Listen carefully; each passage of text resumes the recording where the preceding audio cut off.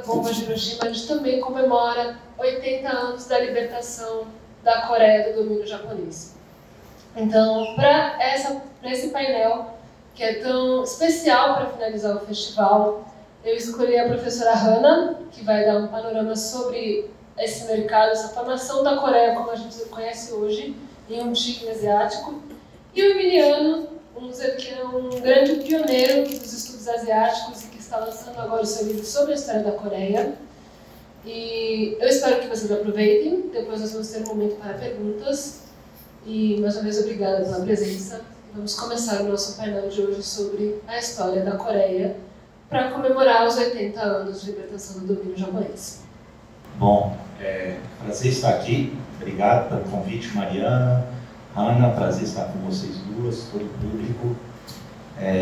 Na verdade, a gente já veio aqui com um desafio que eu considero até honroso, o fato de já estar entrando no enlace dos acontecimentos, do evento, que eu acho de primor, a atenção e importância. Temos uma comunidade já significativa de descendentes de coreanos aqui no Brasil, na América Latina, e está mais que na hora de resgatar as reflexões culturais, históricas, né, a respeito desse integrante da sociedade brasileira, né. Bom, eu vim aqui para participar junto com a Mariana e a professora Hana para apresentar um pouco sobre a Coreia na dinastia Joseon. E aí, eu costumo ter experiência com meus alunos falando assim, professor, o que é Joseon, né? Provavelmente muita gente fala assim, não entende. Mas ela se refere a uma dinastia de, vamos lá, tem 500 anos. Você tem desde os acontecimentos que vão ter lugar em 1392, é um período de muito tumulto na Península Coreana. Porque eu, como historiador, tenho que apresentar o contexto, e o contexto é isso que eu acho que é importante a gente ter. Porque vocês jovens, muitos jovens agora estão começando a ter o gosto de consumir seriados e apresentações, e se refere a eventos na história coreana, e é necessário ter o contexto, né? O meu livro foi uma tentativa de fazer isso para vocês. E aí, a dinastia Joseon, geralmente, muitos seriados se refere à dinastia Joseon, né? E no caso aí, ela começa, a minha reflexão vai ser o corte temporal que a gente fala, de 1392 até aí 1897, quando já é decretado a entrada do Império, né? O imperador Gongwu. Mas a gente tem que recuar um pouco, né? E recuando aí, a gente chega no final do século XIV, e a Península Coreana já está atravessando uma série de traumas, né? Uma série de turbilhões que assolam a península, né? Porque a gente tem que refletir aí a parte da geografia também, não somente a história.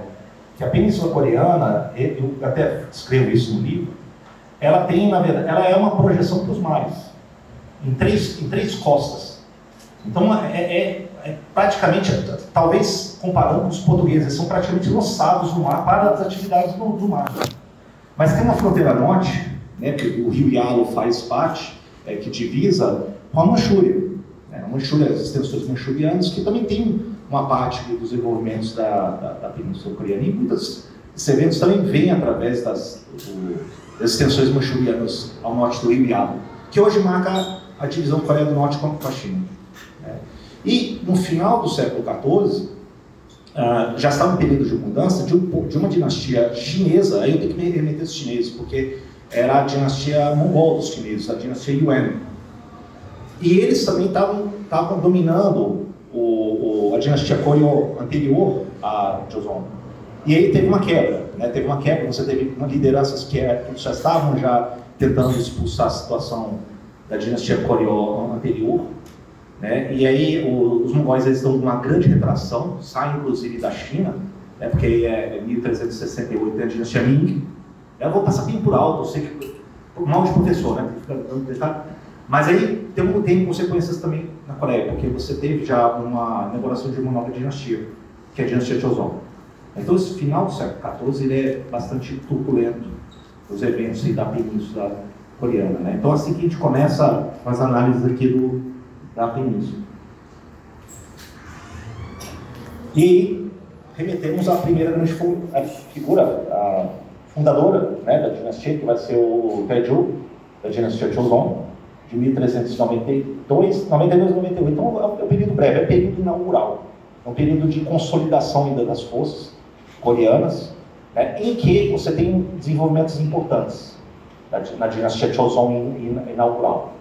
Primeiro, ele tem que ter uma força política para estabelecer uma legitimidade nova, pós-mongol, pós-ligação com os mongóis, né? Ele muda a capital para Hanyang, que hoje conhecemos como Megalópolis Seoul, né? Ele também traz uns novos princípios que vão orientar o código jurídico administrativo da nova dinastia. E ele pega isso tudo das inspirações dos estudos neoconfucionistas. Então isso é uma coisa importante para a gente, porque essa dinastia Joseon, ela tem um forte teor confucionista. E não é o confucionismo clássico, é o confucionismo neoconfucionismo. É daquele estudioso do Zhuzi, né, que do século XIV propõe uma revitalização do estudo confucionista. Então, o que marca a dinastia Joseon inicialmente é o grande teor confucionista. Isso vai orientar aqueles letrados que vão administrar a dinastia Joseon, que no caso seriam os chamados Yanbans. Os Yanbans são uma elite letrada profundamente afetada pelos confucionistas. Isso não significa que é um monólito, tá, gente? Teve muitas disputas filosóficas, doutrinárias no universo confucionista, que é enorme, tá? Então não é uma coisa que todo mundo segue, e as discussões são... Mas eu acho que o rei Taejo, ele vai marcar o período inicial, né? E aqui eu estou falando do estabelecimento da classe Yanban, né? Que ela funciona um pouco inspirado no sistema chinês de admissão aos cargos públicos, né? Que talvez seja o primeiro grande sistema de admissão aos cargos através de exames públicos na história da humanidade. Então isso também influencia em cima dos clássicos confucionistas, né, que são os 5, dependendo da sua colocação nos exames, você tem uma colocação de administração melhor localizada, tanto civil ou militar. A Coreia Joseon também vai ter isso. E esse sistema de exames na Coreia vai se chamar o Hwagô. Falou que, inclusive, até os dias de hoje, considero eu que ainda tem influência, através dos séculos, da dura concorrência dos exames admissionais para as melhores universidades na Coreia, que é muito concorrido, muito prestigiado ainda. Então, a gente está aqui, é o sistema de como que se monta o sistema administrativo nascente de uma dinastia confucionista na Coreia, no início do século, final do século XIV, início dos XV. E aí passamos para o rei Sejong, talvez uma das figuras mais celebradas na história coreana, né? E ele herdou do seu antecessor uma estabilidade, já não tinha grandes ameaças nas fronteiras. Isso é uma coisa que, por vezes, vai marcar a história da dinastia Joseon, mas nesse caso não. E é durante o período dele que ele também vai propor novos códigos, ele vai propor a compilação de grandes clássicos do pensamento confucionista coreano, e, principalmente, ele vai reunir vários estudiosos para tentar sistematizar uma escrita baseada no alfabeto, que vai ser o Hangul, né? Então, há uma proposta de uma nova escrita, sim, que reflete mais a fonética coreana, mas ela ainda não vai ser prontamente adotada pelos Yanbans. Na verdade, ela vai demorar um pouco, porque ainda existia uma ideia do que o letrado Yanban ainda ele cultivava a escrita ainda baseada no chinês, não Hangul. Mas o Hangul depois ele vai começar a ter um uso maior com o passar dos séculos. Mas Sejong ele é grande figura. Na verdade, ele é quase que mostrando como se fosse uma era de ouro da história coreana. Todos aqueles que talvez já tenham ido para Seul devem se lembrar da estátua dele, né? Que é bastante onipresente, bastante famosa ali em Seul, né? E na frente dele está o almirante Sutin, né? Inclusive. E ele, vejam, o reinado dele é bastante longevo, né? Você tem 1418, 1450. Então, além de ser um período de transformações, é um período longevo. Ele vai dar a pedra fundamental para estabelecer a dinastia Joseon. Importantíssimo ele, né? O segundo soberano. Aí eu tenho a escrita, né, que vai demorar alguns anos, até 1446. E aí eu vou pular um pouco mais, fast forward, né, um pouco para a chamada Guerra Indin. Então, já estou chegando aí no final do século XVI. Você já tem alguns problemas nos mares, na Coreia. Apesar dos coreanos facilmente dominarem a arte da navegação, na navegabilidade, né? Lembrando vocês que remetendo um pouco à história até mesmo já do Japão, as duas tentativas mal sucedidas da invasão dos mongóis em cima do Japão foram totalmente, não foi culpa, na verdade a causa do fracasso das tentativas de Kublai Khan, que era o imperador da China, mongol da época, remetendo um pouco aí do século III, se deu muito mal. Não foi pelos tufões, né, que se fala que foram os kamikazes que destruíram isso, foi o motim dos marinheiros coreanos que foram forçados para servir Kublai Khan, e eles se revoltaram. Isso assim, a gente não vai servir você. Então essa talvez seja uma das explicações de duas tentativas de Kublai Khan invadir o Japão. Porque os coreanos dominavam a arte de navegação muito mais do que os mongóis. Só que pelos mares vem uma outra ameaça, que no final do século XVI vem a chamada Guerra Indin. E aí, geralmente, os caras dos alunos falam assim, então quando os japoneses invadiram a Coreia, eu falo assim, mas quando? Porque teve a Guerra Indin, né? Teve um período já de guerra civil prolongada no Japão. Você tinha veteranos de guerra como Hideyoshi, entre outros. Ele projeta, depois da invasão para a Coreia, ter um poder de devastação muito grande na Coreia. Essa depois vai vir os Manchus, mas essa é muito marcante.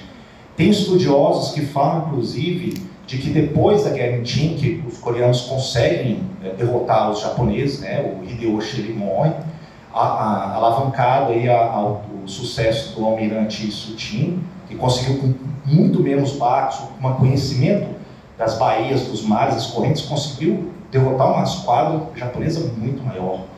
E outro aspecto da Guerra Indin também foram as guerrilhas no interior da Coreia. Isso é uma coisa que está muito presente na história coreana, as resistências de guerrilhas, de camponeses. Então não é somente o lado heróico de Sutin, também tem os movimentos populares camponeses que jamais aceitaram a presença dos japoneses. Jamais aceitaram. Né? Mas o fato é que os japoneses saem derrotados da Guerra Indin, e tem estudiosos que falam que aí talvez seja a gênese do início do pensamento do que é ser uma Coreia. Porque você tem produção de narrativa, né? E a gente sabe que a produção de identidade tem muito em cima, claro, também de questões de guerra, mas é muito em cima do que você não é. Então, no caso aí, você já tem uma produção na dinastia Joseon de que, olha, então nós atacamos um que é estrangeiro. Então, eles estão começando a criar uma narrativa do que é uma história coreana. E essa narrativa, ela vem muito em cima também de diários produzidos por soldados, por camponeses, etc. Né? Então, tem alguns estudiosos que falam que o Guerra Indin foi importantíssimo para estabelecer uma noção de gênero, ainda no embrião, do que vai depois desenvolver uma nação, uma percepção de nação coreana. Cabe lembrar que o Instituto está numa das notas Hmong, né, da moeda sul-coreana. Né? Aí eu emendo até uma página do meu livro, que eu falo que o restante do século XVII, após as invasões, não só dos japoneses, mas também dos Manchus. Os Manchus lá no Manchur também eles tentam invadir, eles já estavam estabelecidos uma nova dinastia na China, que é a dinastia Qing, né, a dinastia dos Manchus. Em 1627, ainda está um período formativo dos Manchus antes de invadir e dominar a China. Eles têm duras expedições contra os coreanos, 1627. E os coreanos também conseguem repelir os Manchus. Mas aí os Manchus eles se estabelecem na China e tem uma relação depois aí meio delicada entre a China, Manchu e a Coreia. Mas o restante do século XVII, em geral, ele é considerado de paz e estabilidade. É uma paz e estabilidade interna, ela é muito interessante, porque é um período de crescimento econômico, populacional, novas culturas, alimentos começam a aparecer, melhoria das técnicas de irrigação, de plantio, uma sociedade profundamente agrária ainda, né? Isso é muito importante. Como também é uma relação delicada, porque o contexto imediato ali, na vizinhança, é uma China que já teve um atrito entre os manchus no poder na China e os coreanos, ao mesmo tempo que os manchus queriam já se apropriar da herança confucionista, e a elite coreana tinha uma tradição confucionista muito mais antiga que os manchus. Né? Então, na verdade, os Yambans, os letrados coreanos, eles começam a enxergar os manchus como se fossem bárbaros. Eles não entendem. Nós somos, por isso que no meu livro até falo que eles são os herdeiros de Confúcio, né? Na verdade, eles que falam assim, olha, agora nós vamos institucionalizar o Estado de Joseon baseados nos princípios confucionistas. Claro que não é só confucionismo, tá, gente? A religiosidade coreana, ela é permeada também do budismo, do xamanismo. Elas convivem, né? Mesmo que o confucionismo não chegue a ser uma religião, mas enfim. E outra coisa também, mais a leste, a dinastia Joseon tem um problema com os japoneses, porque os japoneses eles entram no período de Sekuzon, né? O período que a gente conhece como período Sakoku, né? Sekuzon, eles se fecham. Pouquíssimos contatos oficiais que eram dados pelo shogun japonês era por uma cartas oficiais se dado pelo estreito de Tsushima, ali com a proximidade com a Península Coreana. Então, na verdade, é um período que a Coreia ela começa meio que ficar um pouco mais fechada. Mas para a ordem interna, ela é muito boa, é um período de prosperidade, né? O plano político é um período de consolidação das forças, né? Você vê, no século XVIII, você teve apenas 3 soberanos coreanos. Muito longevo, né? Então, é um período de bastante estabilidade, né? O primeiro deles, o Sukjeong, vai ser quase 45 anos, depois Gyeongjong, depois vai ser o Yeonjo, que vai praticamente chegar aí quase no final do século XVIII. Esse último, inclusive, reinou por 52 anos. Então, isso, em termos históricos, significa uma consolidação bastante forte na Coreia da dinastia Joseon. Aí eu queria fugir um pouco dessa narrativa de soberanos, de guerras, né? Parece que estou fazendo aquela história que eles faziam 50 anos atrás, só para se a história só fosse apenas de guerras, generais e reis, né? Mas na verdade é muito além disso, né? E no campo social, campo cultural, durante esse período foi muito interessante para a Coreia, né? Porque, por exemplo, você teve grandes intelectuais Yambans, né? Como, por exemplo, o Dasan, bastante conhecido na história coreana. Ele era um pensador da escola Silhak. E Silhak é muito interessante porque, na verdade, é um ramo do confucionismo que ele queria o conhecimento prático. Então, eles não estavam, assim, longe das influências estrangeiras, que pudessem, das ideias da engenharia militar, da arquitetura e por assim vai. Algumas vezes chegava pela China e vinham os letrados e chegavam para a Coreia, né? Então, na verdade, a Coreia ela teve uma posição bastante interessante, porque ela não era a primeira chegada dos europeus, sei lá, jesuítas, que traziam as ideias novas na corte em Pequim, mas aqui eles iam, se formavam, reelaboravam, filtravam e reelaboravam e traziam para a Coreia. E um dos que foi afetado foi Dasan. Dasan está começando a entender, e ele é fascinado pela engenharia. E ele concebe o projeto da Fortaleza de Dasan, que é um projeto completamente diferente. Ele incorpora coisas da engenharia e arquitetura europeia para a realidade coreana. Professor, o que você quer dizer com isso? Estou falando que a sociedade coreana, o pensamento coreano no século XVII e XVIII, ele não era isolado. Ele buscava o que tinha de fora e ele adaptava. Então ele era vivo.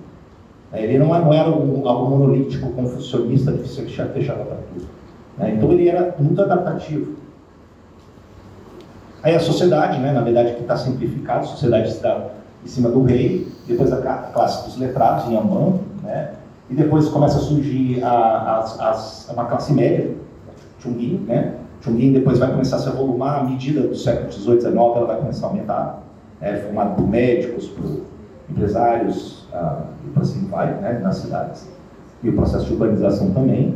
Depois vai chegar as pessoas mais comum, né, que são os Yangin, os plebeus, e Chonin, que são praticamente aqueles mais da base, e depois tem os Nobi, que são os escravos. Então, ainda refletia a estrutura confucionista ainda da sociedade.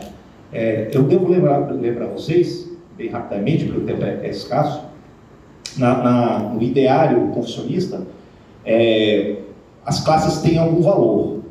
Além de ser extremamente patriarcal, tá? Muito patriarcal o confucionismo, né? Isso vai ser refletido também na sociedade coreana na época. Mas além do rei, você tem uns guerreiros, os guerreiros têm uma honra, né? Eles produzem honra. Você tem os artesãos, que produzem algo material, os agricultores, que produzem comida, e abaixo de todos tem aqueles que não produzem nada. Por isso que está mais embaixo, que são os comerciantes. Então uma tensão que vai começando a se avolumar aí na Coreia, de comerciantes classe média começa a se enriquecer, e é mal visto pelos letrados. É uma questão muito interessante, que vai começar a se avolumar no século XIX, final do século XIX na Coreia. Aqui eu vou para o lado mais da literatura, né? Aqui o Ryu Byung, ele escreve a biografia de Hong Il-dong, que é muito conhecido, né? Inclusive, a Mariana até botou aqui uma produção aqui, né? Mas é uma obra muito conhecida da literatura coreana, né?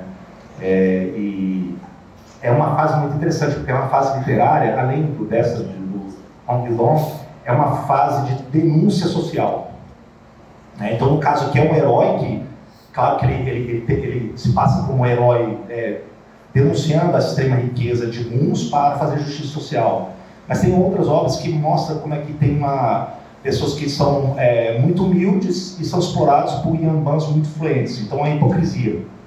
Algumas outras obras falam assim, olha, aquele monge budista, ele diz ser uma coisa, mas ele pratica outra. Então, é uma literatura muito marcada por denúncia social, pela hipocrisia, pela exploração, né, e desigualdade, como essa obra de Hong Il-dong. Esse livro especificamente eu cheguei a ler, porque tem a tradução em português, lembra muito Robin Hood, né? Muito. É um Robin Hood coreano, vamos dizer assim. Sim. Lembra também, eu não sei se tem alguém que já viveu na Austrália aqui, mas lembra também o Ned Kelly, né? Ned Kelly, que é um Robin Hood australiano. Sim, é um herói muito de fazer uma justiça em cima da concentração de poder. Tem muitas obras também, até depois vai vir o Teatro Kalshori, que vai ter muitas em cima de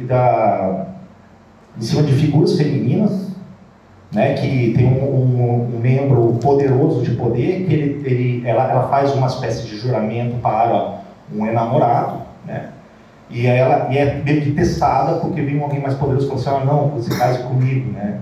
O que acaba mostrando também um lado meio também muito machista, né? Porque fala assim, a mulher virtuosa é aquela que espera e é fiel. Né? Também estou tendo um lado também nisso. Mas é uma manifestação histórica da época. E já indo para os finalmente, tentando acelerar um pouco, entrando no século XIX, aí já entra um período já mais de turbulência maior. Novamente, o contexto histórico, que eu acho que é interessante, né? No século XIX você já tem uma entrada maior dos europeus na China, os chineses começam a ter notícia maior da Península Coreana, de Joseon. O Japão, em meados do século XIX, depois das frotas do Commodore Perry, entra num período de reformação e guerra civil, que entra na época da era Meiji, vocês lembram, né? E depois o Japão vai começar a desenvolver uma política expansionista. Na verdade, eu vou fazer até um adendo aqui. Eu sempre falo para meus alunos, né? Eu falo assim, o Japão então começou um momento expansionista, mas a história japonesa já tinha muita perseguição dos povos Ainos e também nas ilhas Ryukyu, né? Então já tinha um momento já de expansão para as ilhas meridionais, etc. E ultimamente vai começar a marcar a história coreana. Concomitante a isso, você tem um período no final do meados do século XIX ao final do século XIX, a China gradativamente começa a se fragmentar. Ela entra num período, depois da rebelião dos Taipings, que foi devastadora, na minha opinião. A dinastia Manchu entra num período de profunda fragmentação. Então, o laço coreano com a China é muito rompida. Então, é um período que você precisa de intensas reformulações e propostas na dinastia Joseon coreana, né? E quem vai marcar muito esse período vai ser o regente, que vai ser o Ryong-song. A gente fala que é o Daewon-sung, né? Que é o regente do rei da época, que era o Gojong, mas ele era menor de idade. Então ele vai ser o regente. E ele tem... Agora estamos tentando avaliar qual é a validade da política dele, porque muitas vezes ele tenta se manter na tradição de dialogar com a China, mas outras vezes ele tem uma tentativa de tentar abrir mais os contatos internacionais. Aqui você entra num período já meio que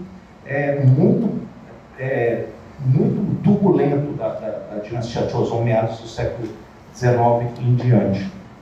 E é claro, aqui você tem foi sobre ele que começaram a ter a reconstrução do adorável Palácio Gyeongbok, né? Os primeiros contatos internacionais mais dramáticos. Aí, no caso aqui, você tem um incidente que é do navio dos Estados Unidos, o Sherman, em 1866, né, que ele tenta adentrar o rio que hoje passa perto de Pyongyang. Eles obedecem os avisos de ir embora ou trate apenas com a corte em Pequim, então vai embora, né, antes de tratar com a gente, isso que o regente mandou. E os americanos, no Sherman, eles não querem saber, tanto que eles abrem até fogo contra os coreanos. Né? Tem uma ironia nisso aí, tá, gente? Porque aqueles que conhecem a história dos Estados Unidos sabem que o general Sherman foi um dos maiores responsáveis pelo massacre da população nativa americana. Então, até o nome do navio já tem algo sinistro, né? O outro vai ser a tentativa dos franceses de buscar justiça. Então era um período já do Napoleão III, né? Um novo imperialismo francês, já na segunda metade do século XIX, e ele manda uma esquadra para a ilha de Candoá para tentar punir aqueles que não deixaram um padre católico proselitizar os seus ensinamentos. Né? A Coreia ela tem uma história muito interessante com o cristianismo. Porque o cristianismo ele entra meio indireto. E depois ele vai vir essa primeira onda, que é dos católicos, aí por vezes no início do século XIX vai ser banido. E depois tem uma segunda leva do cristianismo que chega no final do século XIX, que é o protestantismo, que é muito forte também. É bem peculiar a relação da história coreana com o cristianismo. Mas no caso aqui você tem um incidente francês que ele tenta fazer justiça e eles perdem. Os franceses perdem esse incidente. Eles saem, né, e os coreanos falam assim, olha, então vamos manter como está, não tem nada... A percepção na época não era que estava iminente o imperialismo, né? Na verdade são episódios que estão acontecendo e você não tem uma visão geral, né, do que está acontecendo. Mas aí você tem já, depois do regente sair do poder, você tem a ascensão ao trono do rei Gojong. Né? Gojong, ele aí vai ser o último soberano da dinastia Joseon, antes do Império, né? Porque ele vai ser nomeado Bambu. E ele vai, por vezes, tentar repelir, na maior parte das vezes, ele tenta controlar a influência japonesa, que está começando a se fazer, depois do Tratado de Candoá, inclusive. Mas, por vezes, ele também vai flertar com os russos, para tentar jogar os japoneses contra os russos, que disputam já a influência na região. Tanto é que tem, não sei se vocês sabem, teve a Guerra Russo-Japonesa de 1905, e na Batalha de Tsushima, os japoneses derrotam a esquadra russa. Então, isso deixou, na época, a opinião pública europeia em choque. Porque nos termos racistas daquela época, eles falavam assim, como é que uma raça amarela conseguiu derrotar uma nação europeia? Tem alguns que até falavam assim, não vimos isso desde Gengis Khan. Como se Gengis Khan fosse tudo a mesma coisa, né? Um pacote, assim, né? Para você ver como é que era racista. Tão racistas para usar esses termos. Mas o Gojong ele vai navegar em mares muito turbulentos. Mas o que eu queria remeter aqui é a Rainha Min. E a Rainha Min ela tinha muita influência na formulação das decisões de Gojong. Né? Ela tentava lutar pela autonomia das decisões do soberano coreano frente aos russos e principalmente contra os japoneses. Né? Que vai ser, na verdade, logo depois de 1895, num momento dramático, colaboradores, principalmente da classe média coreana, muitos que chegavam com bons olhos à entrada do capital japonês, capital que, claro, que teria uma afronta à soberania, e controle disso, mas muitos empresários coreanos viam isso com bons olhos, porque eles poderiam crescer nas cidades, na Coreia, mas muitos japoneses também já estavam se fazendo presente para fazer valer sua vontade na elite coreana. E, eventualmente, em 1895, talvez os dramas devem parecer isso, a Rainha Min, ela é morta pelos colaboradores coreanos e japoneses. Eu não vou entrar em detalhes para preservar a dignidade de vocês, mas é uma morte horrorosa. Isso foi um dos maiores afrontos dos primeiros momentos que os japoneses começaram a tentar influenciar a corte Joseon da época. Depois, claro, você teve antes o Tratado de Kanguá, né? O primeiro tratado que o Japão impôs sobre uma nação depois da expansão sobre Ryukyu, nos moldes do que eles estavam aprendendo do imperialismo europeu. Eles falam assim, então os europeus estão fazendo isso no Sudeste Asiático e vamos igual. Então eles começaram a praticar da mesma maneira a imposição de tratados iguais sobre os coreanos no Tratado de Kanguá. E os movimentos de resistência. Os movimentos de resistência são importantíssimos. Quando a gente estuda história asiática, como eu disse, se a gente ficar falando apenas de reis, de generais, de diplomatas, a gente está fazendo historiografia do século XIX. Hoje, a gente, depois das escolas anais, a gente está tentando buscar a história daqueles que são silenciados. Os camponeses, as mulheres, os idosos, as minorias. É você dar um rosto mais humano, mas é mais difícil. Aqui, no caso, são casos até organizados de resistência, né? Que são camponeses, né? Que aderem ao chamado ao aprendizado oriental, tão rápido. Esses exércitos são muito interessantes porque eles não aceitam a crescente influência japonesa urbana. Então é uma tensão campo e cidade aqui. Mas muitas guerrilhas eles se organizam em exércitos populares que eles chamam Uibion, que era muito importante na resistência contra os coreanos na história coreana. Você pegar depois do século XX diante, você vai ver qual a importância dos movimentos camponeses coreanos. É muito importante porque, naturalmente, estamos falando de sociedade que é agrária. E quando há um elemento de crise, a primeira classe que vai sofrer são os mais pobres, que são os camponeses. E é dali que vem muitas das revoltas na história coreana. Né? E olha, eu digo até uma outra coisa. Nós da história, a gente já sabe isso, né? Mas muitas dessas revoltas camponesas são iniciadas por mulheres. Por quê? Porque a primeira coisa que estoura, a causa das grandes revoltas e revoluções são o quê? Doença, fome.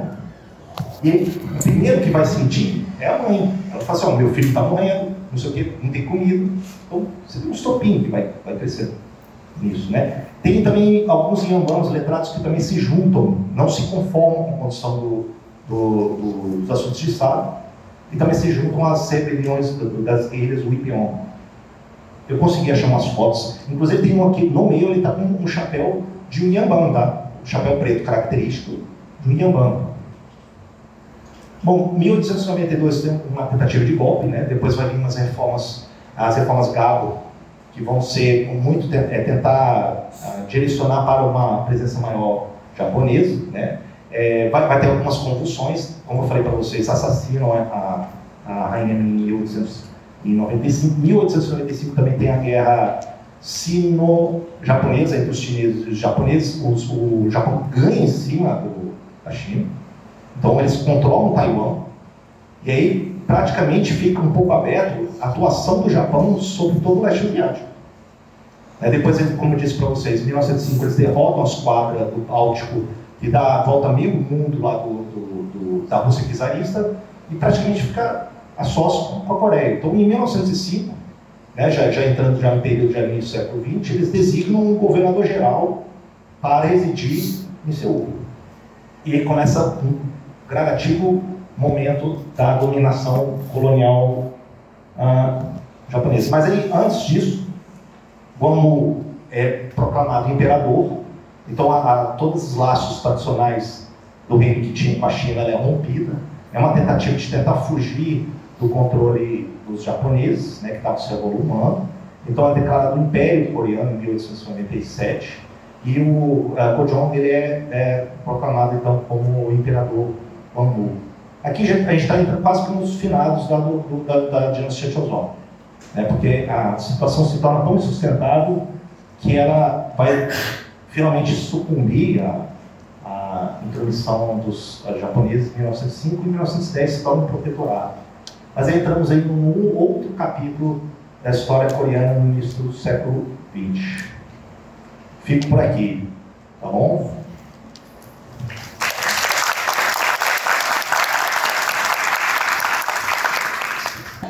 Então, apresentando-me brevemente, sou a Hannah Kim, sou professora da SPM, e lá eu estou em algumas matérias ligadas à Ásia, na Oceania, no curso de RI, e também coordeno o núcleo de estudos de negócios asiáticos.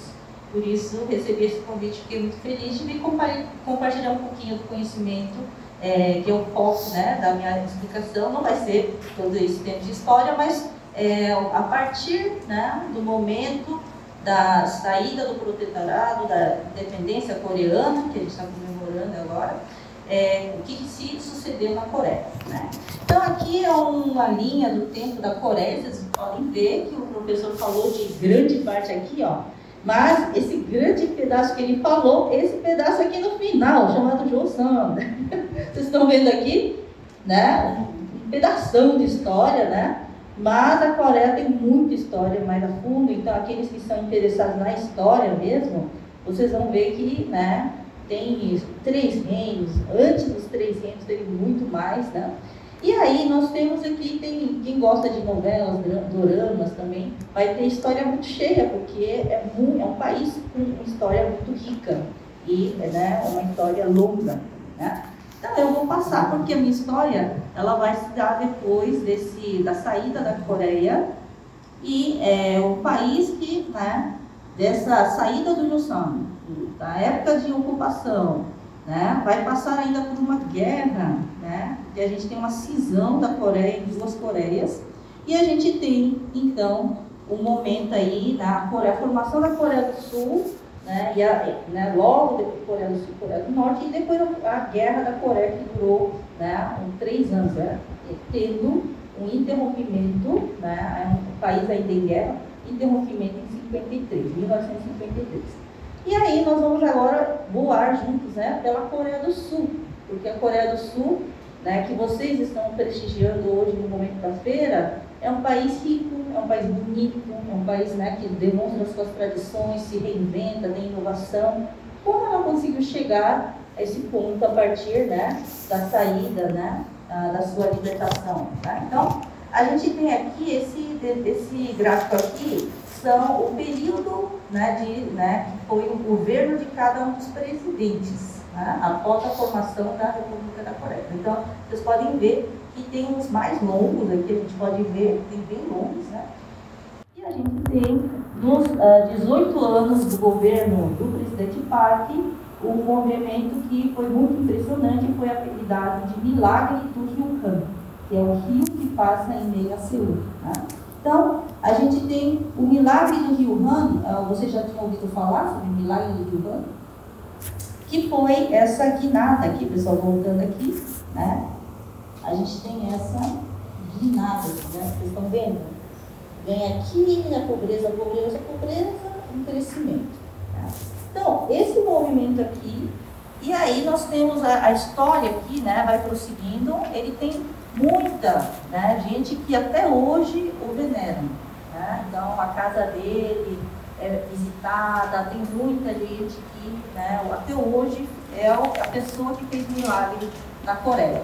E tem, por outro lado, muitos críticos, né, do governo autoritário que foi a época do presidente Park, né? A gente tem aqui vários filmes sobre, né, o presidente Park, e vamos falar o que então trouxe, né, o presidente Park fez de diferente dos presidentes anteriores, tentando trazer o quê? Um pouquinho do crescimento econômico e mudança socioeconômica da Coreia, né? Então, ele, no governo dele, aqui, nos anos 60, eles elaboram os planos quinquenais, planos de 5 anos, onde eles vão colocando metas, né, de construir ou formar ou, né, alcançar indicadores socioeconômicos, principalmente econômicos, porque eles querem o quê? Formar a base, né, da sua indústria, né? Não dá para viver só de fazer prestação de serviços, né, para outros países, outras empresas internacionais. Preciso desenvolver minha indústria, né, nacional. Então, quais indústrias, Ana? Pessoal, não tinha, por exemplo, tinha indústrias de alimento, né? Vocês pulem ali da época de exploração e dominação, ocupação, e depois a Coreia sai de uma guerra civil, né? Não tinha nada, né, pessoal? Então, E aí já existiam essas empresas que também estavam passando por poucas boas, né? Porque a Hyundai já existia, a LG já existia, a Samsung já existia, né? Então nós temos essas empresas. Imagine que você é um empresário, você funda uma empresa, só que vem a ocupação. E cada empresa, pessoal, conta a sua história, né, de várias dificuldades, né, nesse turbilhão da história que a Coreia do Sul passou. Então aí a gente tem o governo, por um lado, querendo fazer o quê? Querem fortalecer e criar indústrias que não existem. E por outro lado, empresas também querendo, né, fazer o quê? Crescer, abastecer o mercado, dar uma alimentação, né, da sua população, né? Então, com o casamento dessas duas, né, governo e o empresariado, a gente tem a execução, né? A Coreia do Sul vai seguindo com 5 planos quinquenais sequenciais, né, durante a época do presidente Park. Né? E aí a gente tem aqui os planos quinquenais, eles vão contribuindo, e a gente tem as empresas sul-coreanas também contribuindo, né, da sua parte, fazendo o quê? Também tentando trazer o quê? Às vezes, né, vou dar exemplo sempre com alguma coisa da Samsung, mas tem histórias fantásticas da Hyundai, LG. Você pode ver que eles querem o quê? Olha, eu estou vendendo agora, né, o peixe seco, né, mas estou vendo ali que a gente não tem açúcar no país. Né, para voltar a plantar não tem fertilizante. Né? Então, o que acontece nas empresas coreanas? Algumas indústrias, por sua própria pesquisa e planejamento, vão entrando em diversos setores. Né? Elas vão fundando novas empresas. Né? Por exemplo, a Hyundai. Ela não começou com motores, né, pessoal, que é a parte de automóveis. Né? Tá? Ela começa com outros segmentos. Tá? E assim, quando tem sucesso em uma ou insucesso, elas vão navegando. O que acontece? A gente tem a importação, né, de modelo de produção internacional, né, seja do Japão, seja de Taiwan, né, seja de outros lugares. A gente tem um modelo chamado turnkey. Né? Primeiro eu começo a prestar meus serviços, trago uma tecnologia internacional, né? Aí eu vou produzindo, né? Aí você fala, nossa, isso é muito parecido com o que a China fez, né? De fazer tudo made in China lá, agora Vietnã, né? Porque hoje em dia a gente tem outras ainda que estão usando o uso da tecnologia e know-how internacional para produzir o quê? Internamente e exportar. Né? Então, a Coreia também se usou desse modelo, né? Não tinha tecnologia, né, interna em vários setores. Né? Aí nos anos 70 isso já muda um pouquinho, porque você né, não tem tanto, né, incentivo do governo para esse modelo. Eles falam assim, para de só fazer produção terceirizada, veja se vai produzir uma coisa interna. Né? Então as empresas, elas também começam a investir, né, um pouco em pesquisa e desenvolvimento, fazendo o quê? Desenvolvimento de tecnologias próprias. Né, que não são tecnologias proprietárias, são proprietárias, não são mais cópias. Né? E aí as empresas elas vão, né, tentando ganhar o mercado, nessa busca difícil. Né? Imagine que na Coreia, você sendo coreano, nos anos 50, 60, 70, 80, você tinha um produto coreano, por exemplo, açúcar coreano e o açúcar importado no mercado. Qual vocês acham que o pessoal comprava? Deveria ser nacional, mas ele importado. Eles compravam o importado, né? Porque falavam assim, não, o nacional é ruim demais, né? Então, ao longo desses 30, 40 anos, o mercado, né, que é a demanda, os consumidores, eles, né, foram sendo testados a aprovarem novos produtos coreanos produzidos na Coreia, substituindo uma série de coisas que eles achavam que era bom trazer de fora. Né? Desde alimentação, açúcar, eletrônicos e assim por diante. Né? Então a gente tem a competitividade, agora vinha o quê? Né? Propriedade, assim, tecnologia proprietária, você criar as suas tecnologias, né? A eficiência, quer dizer, produzir melhor, ofertar com preço bom, porque o consumidor não está, né, com aquele dinheiro todo, ele quer um preço acessível, né, para tudo. Desde açúcar, né, até celular, né? Ele está ali querendo um produto acessível, né? E também fazendo planos de ajuste, né? E aí tem uma história em cada empresa, né? Eles têm muitas histórias em cada empresa. Ai, tentou fazer um negócio aqui, né? A Samsung tem sempre sucesso? Não, pessoal, tem indústrias que eles faliram, literalmente fechou, vendeu a operação, né? Então, por exemplo, vocês já ouviram falar de um carro da, por exemplo, Samsung? Carro Samsung SM. Pessoal, os coreanos já tiveram essa maravilha que depois, né, não deu certo por uma série de coisas, crise econômica, as empresas também foram enfrentando uma série de coisas, né? Então, foi depois vendida, né, fez uma junção com a Renault e depois ela vendeu a operação do carro, né, para a Renault, por exemplo. Então, a gente tem as empresas sul-coreanas na busca, navegando dentro do quê? Dos incentivos, né? O governo dava alguns incentivos, sim, né? Aqui no Brasil a gente também tem muito incentivo para exportação, porque nós queremos que, né, que as empresas não parem de produzir, apesar de ter, né, uma série de empresas do mesmo setor, para mandar para fora, né? Então, a Coreia foi se tornando o quê? Uma plataforma de exportação, né, ao longo desse período do pós-guerra, né? Seja pela tecnologia que era estrangeira, seja pela tecnologia própria, né? Abastecendo o mercado doméstico e também o mercado internacional. Então, na década de 80, vocês já veem que a Coreia tem um crescimento das empresas, né?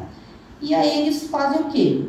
Agora, né, vamos começar a organizar um pouco aqui, né? Porque eu permiti, dei incentivo, mas você está poluindo, você está sonegando, não está pagando impostos, está fazendo, né, falcatruas fiscais, né? Vamos começar a organizar essa bagunça. Então, o governo sul-coreano, né, no seu desenvolvimento econômico, e as empresas sul-coreanas, elas têm uma relação muito de proximidade e de, né, o quê?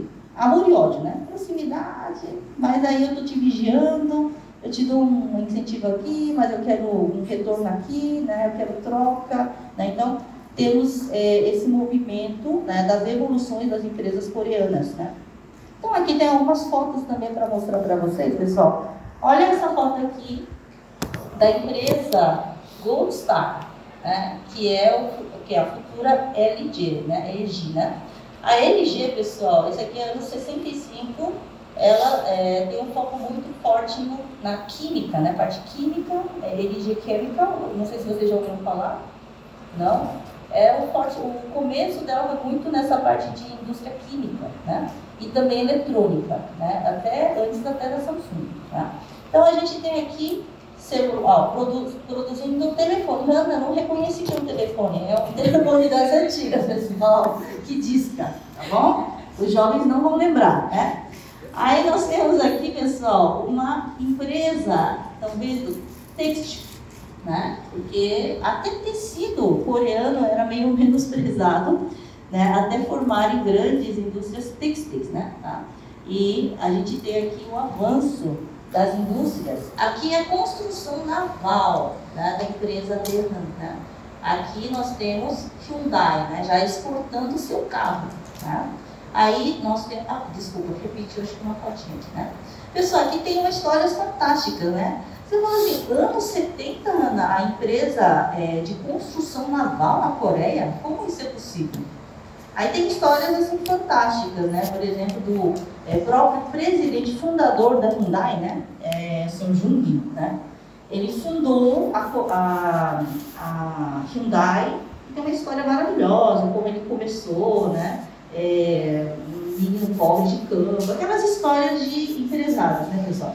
A Ana, né? E ele, depois de, né, ter muito sucesso na construção civil e tudo mais, né, com o crescimento da sua empresa, ele falou, eu acho que a gente tem que entrar na construção naval, né, pessoal? Construção naval, você tem que ter o quê? Uma infraestrutura daquelas, né? Tá? E aí, ele foi pedir um dinheiro emprestado num país para começar a fazer uma construção de um espaço para fazer construção naval. E, né, o banco né, europeu falou assim, preciso que o senhor traga um contrato fechado, assinado, que foi vendido um navio, né, para te emprestar esse dinheiro. Pessoal, ele não tinha nenhum contrato, né, fechado com nenhum, né, país. E aí ele foi com o plano da planta, do lugar onde seria construído, com a ideia, bateu em vários compradores internacionais e conseguiu o primeiro contrato através da fala. Ele não tinha nenhum lugar, né, construído para fazer isso, né? E aí conseguiu fechar esse contrato através do quê? Da confiança que ele conseguiu passar e construindo. Então nós temos grandes empresas de construção naval na Coreia nascendo nos anos 60, 70, né? E nós temos o plano quinquenal continuando, né, com seu papel de pegar setores industriais que não estavam desenvolvidos ou precisava internalizar essas tecnologias, prosseguindo com esse movimento, né? Então, a gente tem a busca por ser aceita, né? Vocês já ouviram falar de empresas chaebol ou chaebol? Né? Saiu muito em novela, né? Porque nessa política dos anos 50 a 80, pessoal, quem que ficou um pouco esquecido? Vocês estão ouvindo que eu estou falando de grandes empresas, né? Empresas de eletrônicos, empresas de têxteis, né? E as pequenas e microempresas, né, pessoal? Né? Então, era uma vertente que não foi muito, né? Assim, ela não foi chamada, né, a participar tanto, né? Nessa época aí anterior, né? Mas aí tem pelo clamor da sociedade, por uma série de mudanças, né? Vai tendo ajustes. Isso tudo acompanhando mudanças de governos, né, pessoal? Então sai o presidente Park assassinado, né, 79, entra 2 governos, né, que são presidentes militares, tá bom? Então aí a Coreia tem aí uma história, né, de um domínio muito forte, né, de militares no seu, né, governo, e só depois que começa a entrar os presidentes civis, né, ex-advogados, né, ativistas, né, eles começam a entrar, e aí também vão trazendo outras preocupações, né. Então a gente tem esse milagre do Rio Han, pessoal, né, e tem os bastidores. Ana, e cadê a população nisso? Pessoal, eu diria que a população é a que mais participou, né? Então, eu sempre dou um exemplo muito particular, por exemplo, meu pai, por exemplo. Meu pai é veterano da Guerra do Vietnã, né? E vários senhores de 80 anos, nas suas faixas de 80 anos, são veteranos, porque quase todo mundo que era são foi chamado para o quê? Para ir para a Guerra do Vietnã, pessoal, representar o quê? Mas a Coreia estava na Guerra do Vietnã, Ana. A Coreia do Sul, pessoal, já estão falando, né? O governo não tinha dinheiro. Vocês lembram do programa Mais Médico com Cubanos? A gente tem aquele repasse, né? A gente paga, o governo paga, um outro governo, aí tem um repasse com o médico, né? Na Coreia também teve vários disso, né? Então a gente teve, por exemplo, envio dos soldados, né? Que hoje eles recebem um reconhecimento como veteranos, né? Mas, né, quem sobreviveu hoje em dia tem um apoio do governo, tem um reconhecimento, tem um pagamento, né, não é um salário, né? É um valor, exatamente, que há décadas está sendo pago, né? Mas a Coreia usou esses vários dinheiros aí que conseguiu, né, através de acordos entre governos. Teve muita gente que foi para fora vender sua mão de obra, né? Coreanos na Alemanha, coreanos, né, indo para várias partes do mundo para vender a sua mão de obra, né? Porque não tinha, né, condições. Então, vocês viram as mulheres trabalhando aí, porque a gente tinha um pensamento patriarcal, né? Quem tinha que estudar na sua o quê? Na família, para você ser o quê? A sua família melhorar de nível, era o primeiro filho, o filho homem. Então as mulheres, as irmãs sempre ajudavam a pagar a faculdade do primeiro homem da família, né? Então o povo coreano também participou muito intensamente da reforma educacional, né? Porque precisava de mão de obra qualificada para ter o quê? Atração, né, da indústria internacional. Então a gente tem o povo participando em todas as etapas, se educando mais, pagando seus impostos, trabalhando nas diversas indústrias, trabalhando no exterior, né, para a gente conseguir esse resultado que foi liderado pelo governo, mas foi conseguido através do esforço de todos ali da Coreia do Sul, né? Então, tem aqui o milagre do Rio Han, vocês podem ver que o PIB, né, vai crescendo. Aqui tem o PIB crescendo, o PIB per capita crescendo, né? Tá? Então, aqui, né, nós temos o PIB per capita já nos fins, né, de 2019, 18 aqui. Olha só, pessoal, 33 mil dólares. Quanto que era em 50, anos 50? 67. Olha, o povo guardou bem aqui o número, né? 67 dólares por pessoa. Aí você veja o tamanho do crescimento, né? Então, por isso, ele foi denominado por vários estudiosos como um milagre do Rio Han, né? Então, olha só a evolução das empresas sul-coreanas. Cada uma tem sua história e vai crescendo junto com o quê?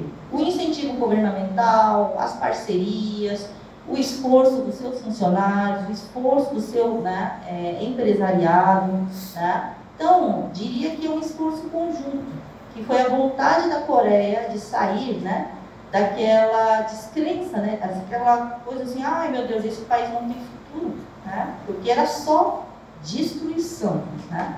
Então, a gente tem aqui é o ranking Forbes, né, das empresas, né. A gente tem aqui, ó, aqui as empresas dentro do seu país, quem são as, né, pelo ranking, né, são os grandes conglomerados. Elas têm, pessoal, de diferentes negócios dentro do seu portfólio, tá? Por isso que são chamados conglomerados, né. Então, aqui tem a Samsung, mas só a sua divisão eletrônica, né. E aqui tem Hyundai, sua divisão automotiva, e nós temos outras empresas, SK Hynix, KB Financial, Kia, e assim a gente vai tendo uma ideia, né, de quem são os grandes conglomerados sul-coreanos, né. Tá. E aí você fala, Ana, mas tem Hyundai aqui de novo, Hyundai Móveis, né. Tem empresas aqui, né, da Cusco, né, estatal, né, pessoal. Aí a gente tem o impacto das empresas aqui, vocês podem ver que elas têm um impacto muito grande na economia sul-coreana. Então, por um lado, né, é uma coisa boa, sim, né, ter grandes empresas crescendo, mas elas também não são responsáveis por quantidade de empregos que é necessário ter, né, porque empregos, ela gera não um tamanho tão grande quanto o seu, né, volume financeiro, tá? Então, tem uma discussão muito grande sobre o papel dos grandes conglomerados, mas ela foi parceira na reconstrução das Coreias. E aí, pessoal, o que aconteceu? Depois dos governos militares, né, a gente tem aqui, eu vou trazer assim, nomes de filmes, né, porque adoro filmes e séries. Vocês gostam também? Sim. Adoro, pessoal. A gente aprende muito, né, às vezes até mais do que, né, em aulas, às vezes, né, eu falo, pessoal, vai assistir, né, tem uma reflexão. E aqui nós temos o presidente Chun, que ele ficou em 2 mandatos, e o presidente Roh, né, que ficou no mandato aqui, 13º presidente, mais, né, esse tempo de governos autoritários, né, pessoal, né? Alguém já viu esse filme O Motorista de Táxi? Sim, tem o famoso, o ator, que é o principal, ele é do filme Parasita, Song Kang-ho, né?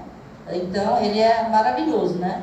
E ele é o motorista de táxi envolvido em levar uma pessoa que vai cobrir uma situação de revolta, né? Na cidade de Gwangju. Então, filme maravilhoso também, né? Está disponível no Prime Video. Eu só não recebi nada do Prime Video, tá? Só para falar onde que tá. Aí nós temos também esses filmes aqui mostram, né, tipo, como o governo, né, a gente tem aqui, tipo, a influência do governo, porque muita gente não conseguiu fazer uma série de coisas nesses governos militares. Mas até hoje a gente tem esse processo dolorido de redemocratização, porque a Coreia, ela, esse modelo, diríamos, ocidental de democracia, a Coreia não conhece, né, pessoal? Ela está aprendendo também, porque ela teve dinastias, né? Ela teve ocupação, né? Então, modelos de democracia, ela está nesse processo dolorido de aprender como que é ser uma boa democracia, né? Porque a gente teve uns movimentos recentes aí, né, pessoal, de turbulências aí políticas na Coreia também, né? Pessoal, então... Talvez o Guilherme concorde comigo, né? Mas eu acho que na Ásia é muito complicado esse conceito de democracia que a gente tem no Ocidente. Porque as formas de governos anteriores da Ásia não eram democracias, eram muito diversos, e adaptar isso num padrão para culturas diferentes, né, é realmente um desafio, né? Exatamente. O professor Emiliano falou do movimento Tonha, por exemplo, que é o movimento da classe, né, dos mais oprimidos, né? Então, ainda acho que na Coreia é muito forte essa... Será que eu posso, militar, né? Às vezes o militar, né, também às vezes não é bem visto, né? Em vários filmes eles retratam, né? Tipo, a mãe preocupada, você foi fazer greve na rua, né? Cuidado, né? E hoje em dia, graças a Deus, as greves e manifestações também são mais pacíficas, né? Protegendo os direitos dos cidadãos, né? Mas nem sempre foi assim. Nos anos 80 nós tivemos incidentes muito violentos, né? Porque era governo de origem militar. Anos 90 já começa tanto no governo, ter governos civis e também as empresas nacionais percebem que precisam se internacionalizar, né? Então é nos anos 90 que grandes marcas coreanas vêm para o Brasil. A LG, a Samsung, ela chega em 1995, 1997, ela chega aqui no Brasil, né? Então a gente tem aqui o crescimento, né, e a expansão das empresas sul-coreanas para o mercado internacional com o quê? Subsidiárias internacionais, né? Então, em outros países do velho continente, Estados Unidos, elas tinham ido antes, mas para a América Latina elas estão chegando muito forte nos anos 90, né? E tentando achar novos, né, mercados, novos consumidores, para que ela possa também continuar crescendo, porque o crescimento só é possível se tem o quê? Venda, né? Tem demanda, né, para poder sustentar, tá? E aí, né, quem aqui já teve ou tem celulares ou televisores, algum produto coreano em casa? Olha! Só o celular, né, gente? Meu Deus, pessoal, né? A minha filha saiu de fininho, ela foi pegar minha mãe ali num outro evento, mas ela, quando era criança, ela falou assim: mãe, por que tudo em casa é Samsung? TV, né? Seus celulares, né? O refrigerador, tudo é Samsung aqui em casa. Eu falei: a mãe tem desconto de funcionária, né? Né, pessoal? Mas a gente tinha muito essa coisa, né, de coreanos também prestigiando suas marcas, comprando, né, seja no exterior, seja na Coreia. Então a gente tem esse aumento do valor agregado, produtos diferenciados, produtos tecnológicos, né, e a gente tem com isso a Coreia se tornando grande produtora de, né, semicondutores, carros, né, a gente tem aí um crescimento enorme em diferentes segmentos industriais. A economia da Coreia do Sul ainda é bastante industrial, assim, tá? Ela tem serviços muito fortes, mas também a sua base, né, é muito forte na indústria, né? E aqui a gente tem também uma cara da exportação da Coreia, os principais parceiros sul-coreanos, né? Muitos ainda na Ásia, né? A gente tem aí esse tipo de material, vocês podem ver que a Coreia terá problemas, né, pessoal?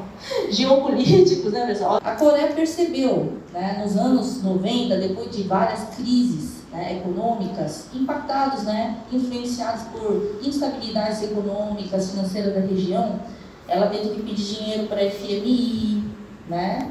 Ela teve que fazer restrições, né, fiscais, né, ali dentro, né? Aí ela percebe, olha, tipo, eu produzo 1 milhão de carros, isso me dá tanto de lucro, né? O filme Jurassic Park, né, com a sua bilheteria, né, pessoal, tem tanto de lucro. Aí você começa a perceber, né? Será que eu tenho que produzir só bens? Né? O que eu posso, então, também fazer de coisas diferentes? Então, a Coreia começa a perceber, a partir dos anos 90, a importância da inovação, né? Ela já tinha percebido que tem que ter tecnologias proprietárias, mas ela começa a investir muito forte nisso, né? E hoje em dia é um dos países que tem mais robôs, né, pessoal? Aí tem outros problemas sociais também. Mas a gente tem muita influência ainda, né, de conglomerados, mas olha só, um BTS, né, o grupo, né? Vocês conhecem BTS? Né? Um BTS faz impacto, né? Olha só, né?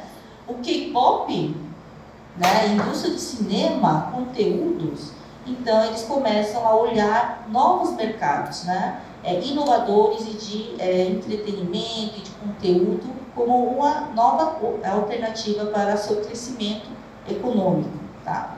Então, a gente tem K-Beauty, né? Quem já passou um creme coreano, né, pessoal, né? Olha, né, na última viagem, eu fui em julho para a Coreia.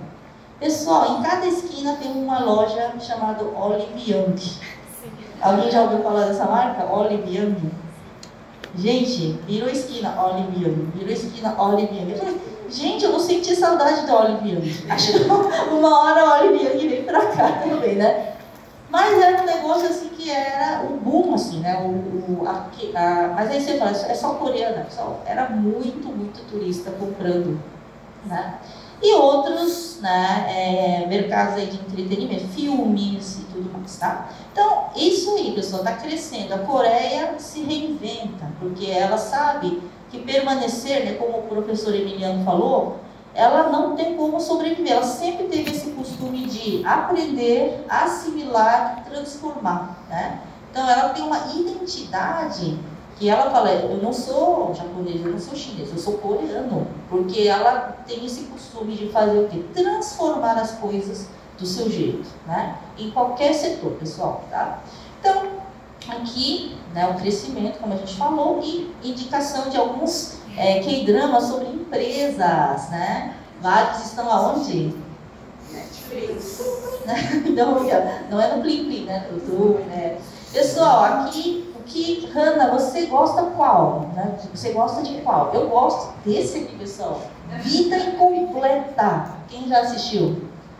Gente, é assim, eu falava, nossa, tô tendo um revival aqui dos momentos que eu, né, trabalhava dessa porque reflete muito bem aqui como é a vida, a concorrência, a exigência, né, de pessoas aí dentro das empresas coreanas. Mas tem vários aí bem interessantes, ó, cada um em seu setor, né, diferente, medicina, né, advogado, né, e vi que entrou um monte a mais, né, no catálogo, né. Ok, então, muito obrigada e passo a palavra a Mariana. Eu sou a Mariana, sou doutora em comunicação e semiótica pela PUC, já fiz alguns cursos no Centro Cultural. E na comunicação eu venho trazendo um pouco sobre a cultura pop coreana, porém eu tenho uma quedinha com história, e aí a professora Hanna também pergunta essa parte, a gente vai fazer uma grande combinação sobre onda pop coreana e como esse movimento gerou um antes e depois.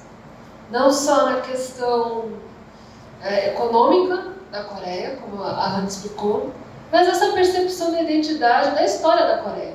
Né?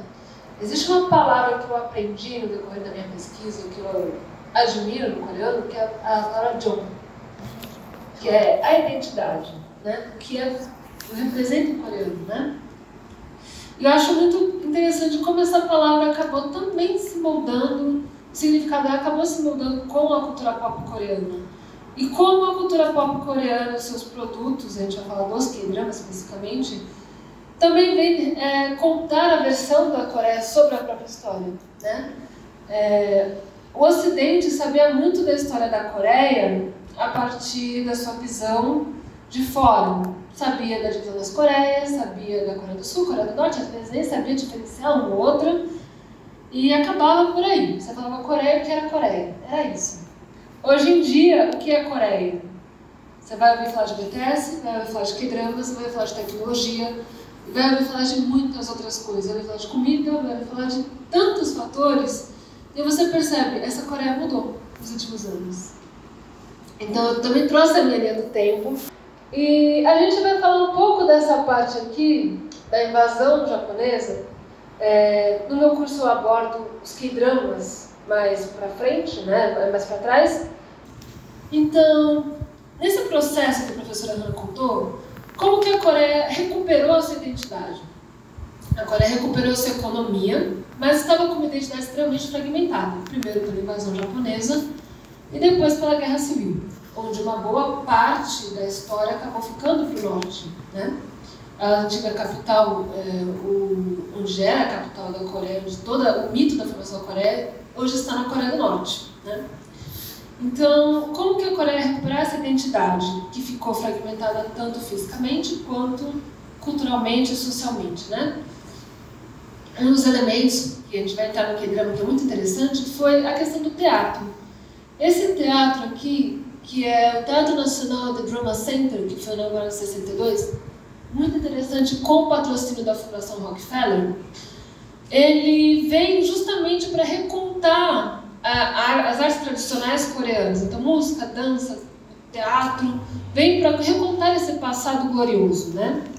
Então, essa aqui é alguns exemplos de algumas peças do teatro. Ele se divide no teatro, a ópera e a companhia de dança, além da própria orquestra nacional, né? Então, esse teatro, ele meio que começa o que vai virar depois os K-dramas, históricos especificamente, né? Porque ele vai buscar as histórias do passado, vai buscar reinterpretar essas histórias para o público voltar a saber a sua própria história, né? Então, é um início do que depois iria para as mídias, depois com o surgimento da televisão, e investimento na indústria de entretenimento. Então, esse aqui é um exemplo, né, do Teatro Nacional, que é justamente essa parte que traz as histórias do passado, especialmente da dinastia Joseon. A gente vai ver que é a dinastia mais representada mediaticamente, né?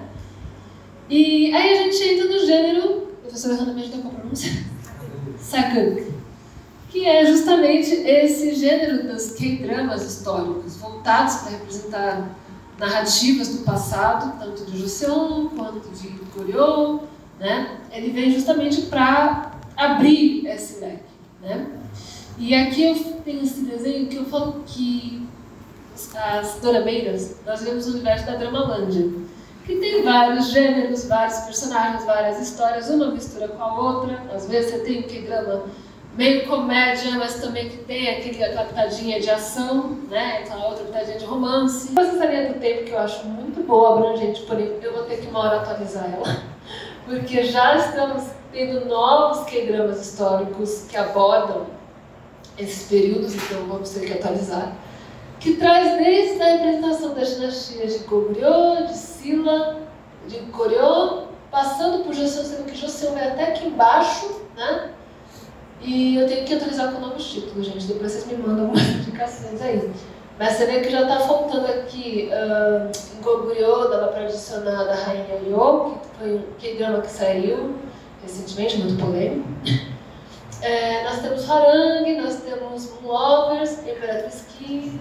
A gente vai descendo. Joseon é a dinastia mais representada nos K-dramas. E, falando de uma forma comparativa com o Ocidente, seria o equivalente às literaturas de época, né, os romances de época. Porque ele aborda mais o costume do que o período. É muito difícil a gente saber exatamente de qual rei aquele K-drama aborda, qual reinado é daquele K-drama, né? Então, é muito mais sobre os costumes, sobre o momento, sobre a cultura, do que de fato o momento histórico. No caso, os K-dramas de Joseon. E a gente vai entrar agora, né, porque a gente falou de Joseon, o Emiliano já falou de como foi o encerramento da dinastia de Joseon, e a gente vai entrar nesse período aí que ficou meio pouco comentado, mas propositalmente, porque a gente vai falar de como foi a dominação japonesa. Realmente foi um período muito delicado quando eu abordei essa aula, essa última aula. É um assunto realmente que tem que ser abordado no Brasil, a gente tem que falar sobre isso, e também falar com o devido respeito. A dominação japonesa foi muito impactante para a Coreia, em muitos sentidos, especialmente pela forma como ela foi feita. Nós tivemos a dominação em 1592, que o Emiliano contou, e depois o Japão volta no começo dos anos 1900, né?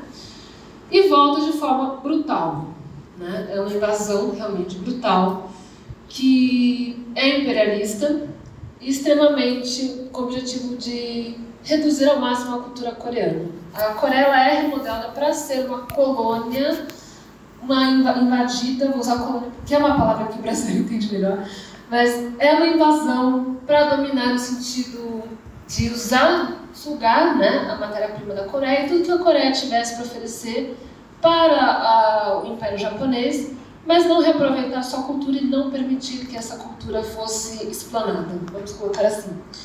E a população realmente protestou contra esse domínio. Um dos movimentos mais conhecidos foi o Exército dos Justos, que se tornou muito popular, mediaticamente também, atualmente os K-dramas. E também foi um movimento que chegou a ser conhecido no Ocidente, né? Essa questão da brutalidade da invasão japonesa e do protesto popular. Esse aqui é um jornal francês de 1907, Le Petit Journal, que mostra justamente essa representação do combate do exército japonês contra o Exército dos Justos, a opressão que foi sobre o Exército dos Justos, né? No final, o Exército dos Justos se moveu no sentido norte, fugindo para a Mongólia, para a fronteira, né? Para tentar ainda manter alguma resistência, mas a maioria foi perseguida e assassinada e a revolta foi sufocada. Mas eu acho interessante também pensar que não foi só a Coreia que sofreu o impacto da invasão japonesa. A gente faz especialmente da Coreia como foi muito brutal, mas não foi apenas a Coreia, né? E eu acho que o impacto do Japão sobre a Ásia no século XX foi muito ocultado por conta das duas bombas lançadas nos Estados Unidos. No final, o Japão saiu com uma visão de vítima, mas que esqueceram que também foi um país extremamente opressor na Ásia naquele período. Todos esses países que estão com marcazinho vermelho foram invadidos no período japonês. Invadidos no sentido de dominação, opressão, né? Você vê na China, houve uma grande invasão também, por parte do Japão. Em Singapura, para vocês terem noção, era uma colônia inglesa. Os ingleses saíram de Singapura e abandonaram Singapura para se virar com o exército japonês, né? Filipinas, vocês podem ver um pouquinho aqui também. Nós temos a Manchúria, nós temos a região da Malásia, Nova Guiné, aqui embaixo. Então, foi muito grande a invasão japonesa. Foi um domínio muito grande.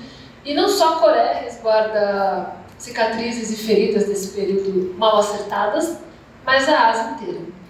E eu trouxe a bandeira do Sol Nascente para mostrar para vocês, porque essa bandeira para a Ásia até hoje causa uma grande ojeriza.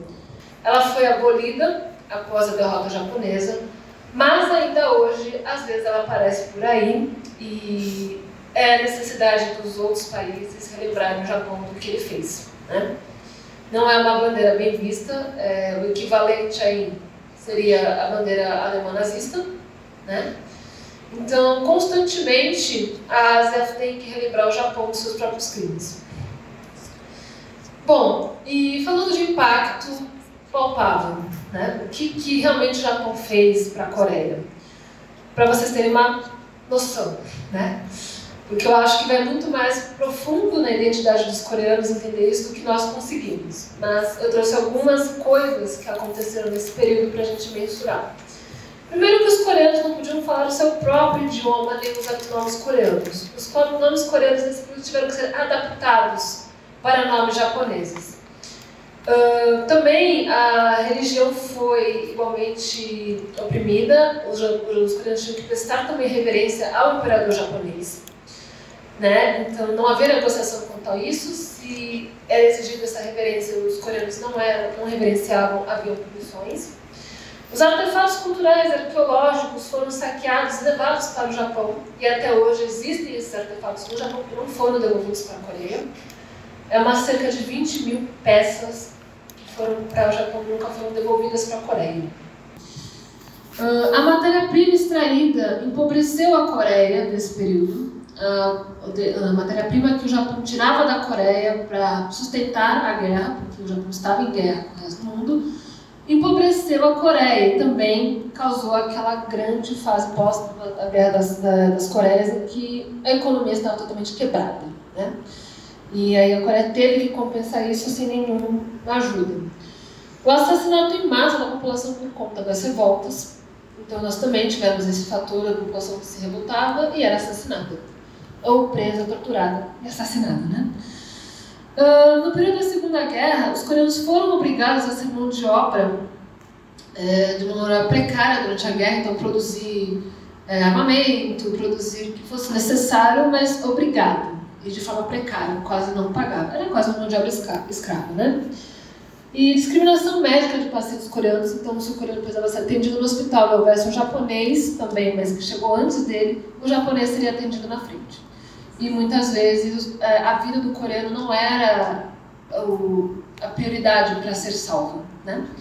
Além do enfraquecimento religioso, como mencionei, o cristianismo também chegou na Coreia com muita força nos anos anteriores e também foi muito reprimido no período japonês, porque contestava justamente essa visão do imperador japonês ser um Deus, né? Então os cristãos coreanos também foram muito reprimidos nesse período.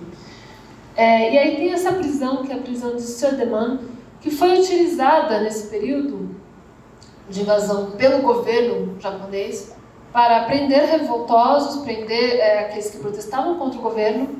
Era onde ocorriam interrogatórios, posteriormente torturas brutais e assassinato. Eu, na minha aula, mostrei um vídeo muito interessante das influenciadoras do YouTube. Não sei se vocês devem conhecer, que é Oh My Friend, que são as duas meninas que moram na Coreia, né? E elas vão visitar essa prisão, e há uma história nessa prisão de duas árvores que foram plantadas, uma dentro da prisão, onde era a área de enforcamento, e uma fora da prisão. A árvore que foi plantada fora da prisão, ela cresceu forte, se manteve e até hoje está lá. A árvore que foi plantada dentro da prisão, ela acabou morrendo, não existe mais, por conta de toda essa opressão, né? As pessoas acreditam por toda essa opressão dentro desse ambiente, né? Toda essa tristeza que ainda se mantém nesse ambiente. Então, é um exemplo de como se sustenta a memória do que ocorreu nesse período. Uma das séries que traz um pouco disso é Miss Sunshine. Eu fiquei muito emocionada com essa série.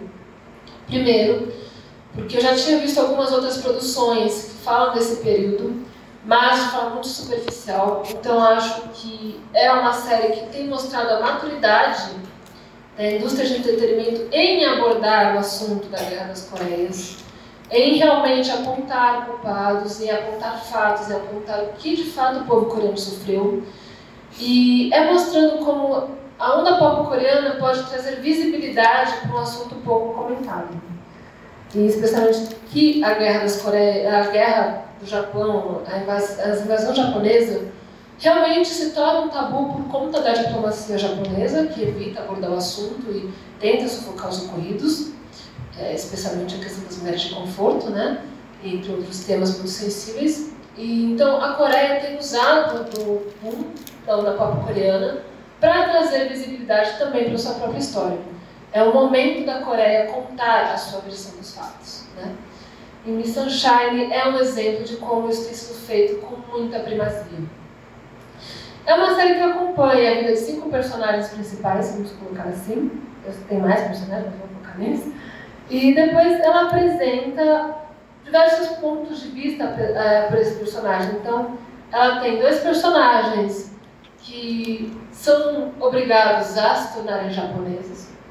Tem um que se torna americano, tem um que representa a nobreza e tem a personagem principal, mulher, que também é essa personificação da identidade coreana que vai começar a enxergar a sua nação, né? Fora da sua posição social, né? Vou comentar um pouquinho sobre cada um. E um dos fatores também interessante é a questão do Exército dos Justos, que está nessa série, que foi o principal grupo de resistência.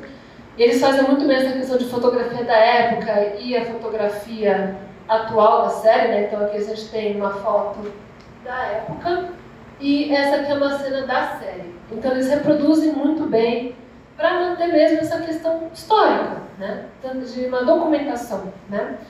Foram, para vocês terem noção, do Exército dos Justos, né?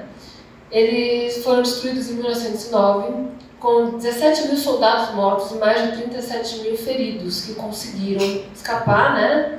Porém foram constantemente caçados pelo exército japonês.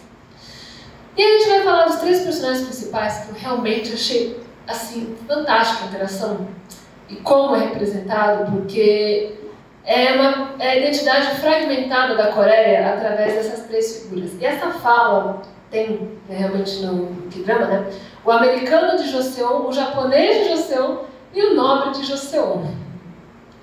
Então, por que eu trouxe justamente essa abordagem desses 3 personagens? Porque nós temos o personagem principal, que é um soldado americano. Ele é escravo, fugido da Coreia, foge para os Estados Unidos e se torna militar americano. Ele vai viver o sonho americano, que ele acreditava que eu posso recomeçar sendo o que eu quiser, independente da minha posição social. O que não era possível naquela hierarquia do neoconfucionismo da dinastia Joseon.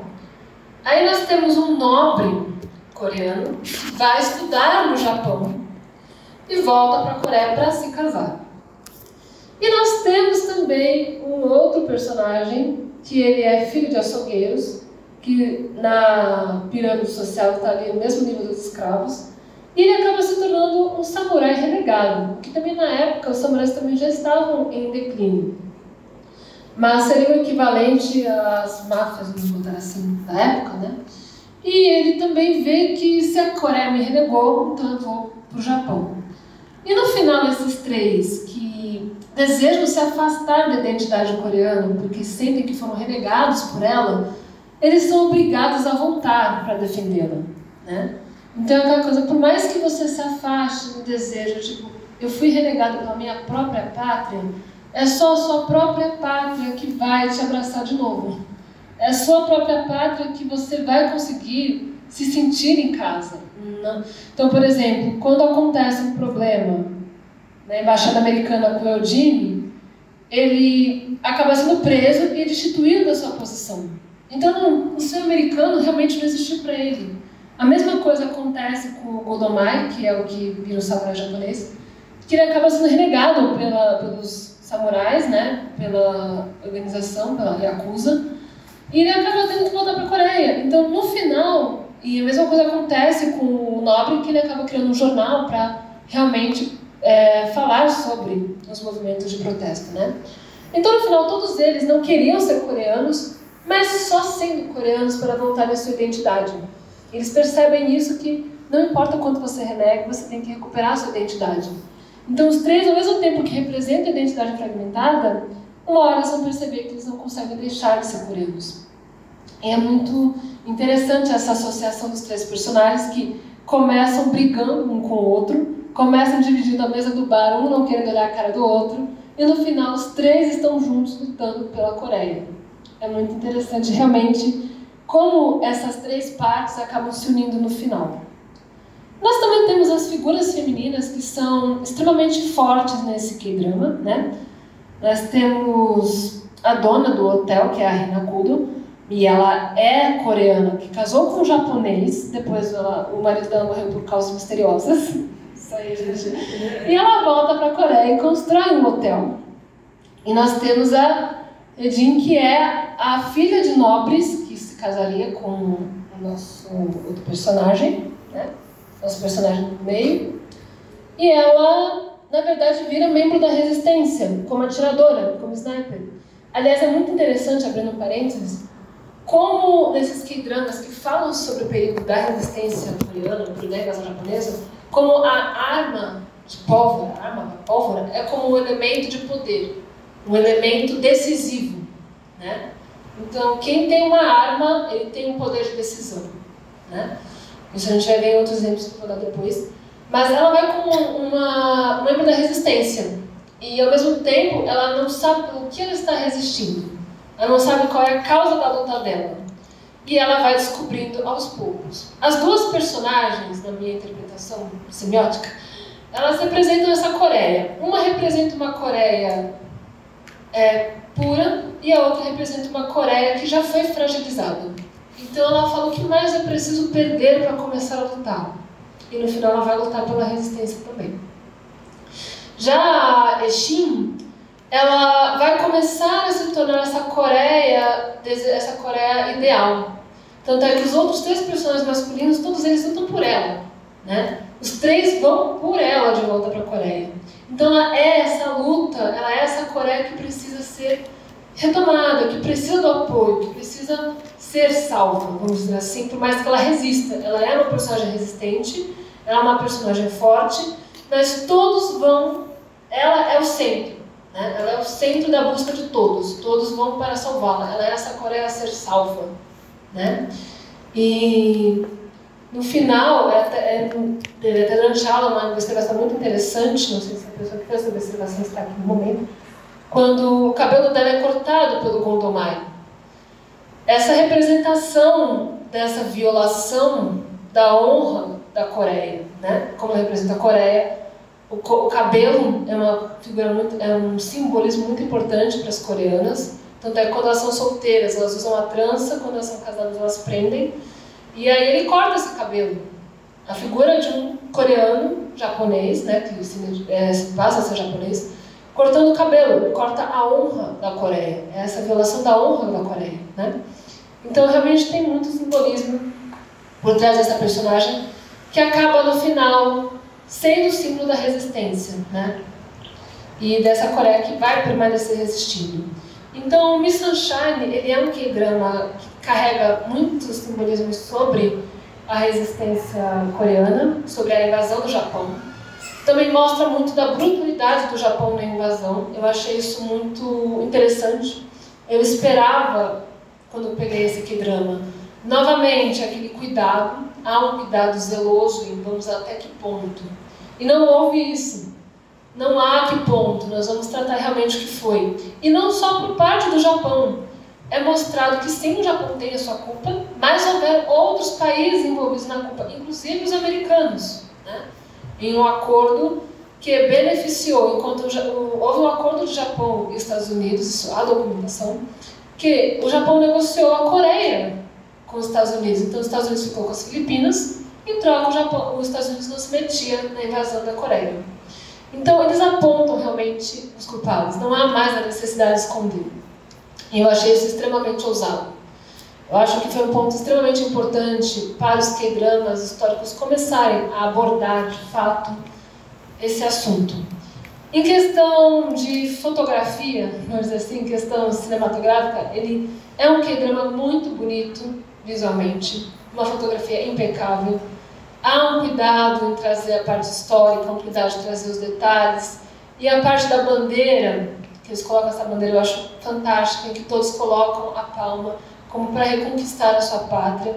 Então a fotografia também passa a abordar esse simbolismo, né? Então eu acho que o Sunshine, eu vou continuar falando dele eternamente nas minhas aulas, porque passou a ser meu segundo K-drama favorito. Mas extremamente impactante para quem quer entender a história da Coreia e o que foi a invasão japonesa. Não há mais motivos para a Coreia esconder o que de fato ocorreu, né? E eu acho que cada vez mais a Coreia tem abordado esse assunto de forma contundente e acho que a onda coreana é a oportunidade perfeita para fazer isso com maestria, né? Nós chamaríamos de um tapa de luva de pelica, né? Com classe. Outro K-drama que eu trouxe para aproveitar, na verdade é um mini K-drama, porque tem 6 episódios, é Room of Death. Ele já é um K-drama que traz 2 personagens reais, né? Que é o poeta Kim Jin e a soprano Yoon Seok, que viveram no período de 1920, um período já mais à frente do Miss Sunshine, e mostra a resistência intelectual, como os intelectuais resistiram, né? Nós vemos como a população resistiu. Mas os intelectuais também resistiram, né, e se uniram contra a dominação japonesa. Então nós temos essa questão da resistência musical, teatral, da literatura em relação ao Japão. O Japão também havia uma censura muito grande em relação a isso. Nós também vemos como algumas empresas, alguns chaebols, se beneficiaram com a invasão japonesa, né?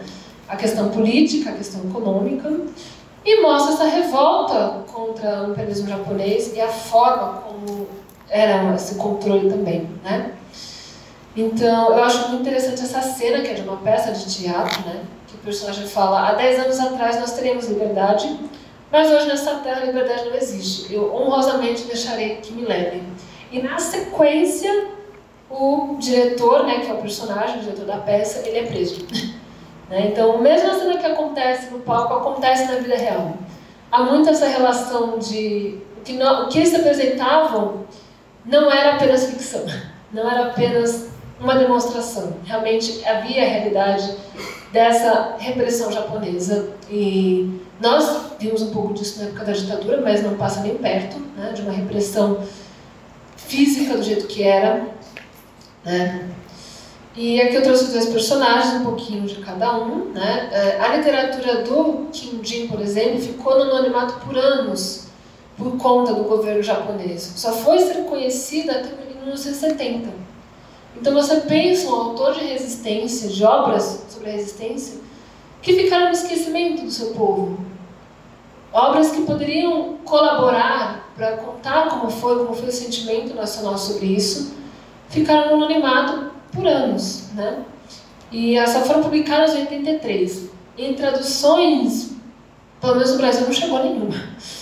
Já a Yoon Se-dok, ela tinha uma voz excepcional. Ela foi a primeira estudante coreana da Tokyo Music School. Por si só, isso já é um marco, porque eu imagino que também devem haver muitas dificuldades para estudantes coreanos embarcarem em universidades japonesas. E ela fez uma história como uma resistente artística na sua época, né? Onde o seu potencial artístico e profissional não foi devidamente valorizado por conta dela agir de forma resistente. Ela também foi deixada, né? A visibilidade dela foi deixada de lado por conta do seu posicionamento. Então, o que eu quero dizer com isso? Né? Que as indústrias evoluíram junto com a economia, mas agora é um bom momento para usar esse potencial para contar a versão da história e acessibilizá-la, como tem acontecido. A maioria aqui tem conhecido a história da Coreia, além desse painel, pelos K-dramas. Os K-dramas históricos têm aberto essa possibilidade para a gente. E aí a gente vai lá e faz o dever de casa de também pesquisar. Então, tipo, a gente tem aquela faísca de conhecer, de assistir, de se interessar, e a gente vai atrás. Então, é esse potencial econômico que também vai impulsionar o potencial de recontar a história. E a história que nós precisamos conhecer, contada pelos próprios coreanos, né? Alguns temas têm já sido mais visibilizados. Eu acho que o tema que mais se fala desse período é das mulheres de conforto, onde há um cálculo de aproximadamente 80 mil mulheres de conforto. Dessa quantidade, 80% eram coreanas, né? Porque também houveram mulheres de conforto dos outros países que foram invadidos. E a Coreia constantemente bate nessa tecla. Nós temos aquela famosa estátua da menina de conforto, que é colocada na embaixada do Japão em diversos países, causando muitos problemas diplomáticos para o Japão. Né? Um dos meus estados mais interessantes é da embaixada da Alemanha, que eles colocaram na frente da embaixada do Japão na Alemanha. Aí a embaixada do Japão pediu para tirar a estátua, pediu para o governo alemão interviu de falar com a Coreia falou, não vou tirar, e a Alemanha concordou em não tirar. Então a embaixada do Japão teve que aguentar a estátua na porta de casa, né? Então esse é um dos principais pontos que se bate na tecla e que mais se visibiliza, mas a invasão japonesa foi muito mais que isso. Influenciou muito mais do que isso, impactou muito mais do que isso a identidade coreana. E é uma parte da identidade coreana reviver essa história para que não aconteça de novo, né? A gente tem que viver a história para que ela não se repita. É uma parte do idioma da Coreia, essa parte resistente, né? Inclusive, o Emiliano começa a dizer muito belamente, assim. Que ele fala assim: essa é a história de uma região que combateu invasores, venceu o improvável, suportou opressões e resistiu à fratura. A Coreia é um símbolo da grandeza e tragédias humanas. Então, acho que os K-dramas históricos estão trazendo isso para o público ocidental, né? Eles estão usando dessa capacidade econômica da indústria de entretenimento, de se expandir, para visibilizar a própria história, né? E eu trouxe mais algumas produções. Essa aqui, Seul, 1945, fala desse momento realmente de fim da invasão japonesa. The Joseon Gunman, que é o atirador de Joseon, é um K-drama que eu também gosto muito. Ele mostra esse potencial da pólvora como um divisor de águas, né? Inclusive, eu acho que vai inserir ele no próximo semestre, fica aí a pergunta. Porque ele fala justamente dessa questão de como a Coreia, naquele momento, não focava em ser um reino para a luta, apesar de ter a capacidade naquele momento um pouco, não era se comparado ao Japão, né? O Japão estava indo para invadir, né? E mostra como a capacidade de armas era um divisor de poder, né? Um divisor decisivo. Aí tem The Song of the Bandits, que é outro K-drama recente, que fala também do Exército dos Justos, dessa resistência e dessa fuga para o norte desses resistentes, né? E aí, para saber um pouquinho mais, a gente deixou algumas indicações de portais de confiança para saber mais dados. Então tem o KoreaNet. Vocês podem acessar muitas informações sobre a história da Coreia nesse portal que é do governo coreano. O Koreapedia, que foi montado em parceria com o Centro Cultural Coreano. Professor Hans. O Koreapedia, né, foi uma iniciativa do consulado, né, da Coreia do Sul, e foi com várias universidades brasileiras. Foi feito conteúdo em português, né, num formato muito fácil de leitura. Então é koreapedia.net, não é .com, tá bom? E também nós temos o livro do Emiliano, que vai lançar agora na Martins Fontes. Vai sair, eu acho, lançado dia 20, na Martins Fontes, ali na Paulista, a partir das 19 horas. É isso. E provavelmente nós já estamos em conversa com o Centro Cultural para repetir o curso que foi tão querido no primeiro semestre. Vamos ter no segundo semestre também sobre a história da Coreia através dos K-dramas. E aí nós vamos estender esses K-dramas pelas dinastias, né? E eu conto com vocês. Se quiser assistir de novo, se inscreva. Quem quer ver pela primeira vez, participe, apoie, que é um curso que eu faço com muito carinho para o Centro Cultural e também para os alunos, porque eu realmente acho muito importante associar a cultura pop coreana não apenas como um produto que ela de fato é, mas o que ela agrega para a gente saber mais sobre a Coreia de fato. E agora a gente abre muitas perguntas. Oi, meu nome é Flávia. Adorei aqui a exposição, eu sou apaixonada por esse tema. Eu acho que a Coreia faz muito bem usa muito bem do seu entretenimento para contar a sua história. Eu não lembro, professora, da minha época do colégio, da história da Coreia, mas hoje eu sei, por causa, né, dos K-dramas. Aí eu queria perguntar para a Mariana, como esse é um assunto que me interessa, inclusive para estudo também. Eu assisti recentemente uma série que é do Marco Polo, que ele conta um pouco, da Netflix, como o reino mongol invadiu a China, e que é o Kublai Khan, que é o professor citou, né? E eu fiquei muito ansiosa de ver a segunda temporada, e depois eu vi que não tinha segunda temporada, porque tiveram muitos problemas, acho que até históricos, né, de contar a realidade, né, então tinha algumas falhas. E aí, em relação aos K-dramas, eu queria saber se você faz essa busca de saber o que é baseado na história, o que é ficção, né, que é inspirado na história, porque eu quero começar um estudo, mas eu também fico com essa dúvida, né, de repente me apoiar em um drama que talvez não seja tão fiel com a realidade. É um trabalho bem complicado, não vou mentir, não.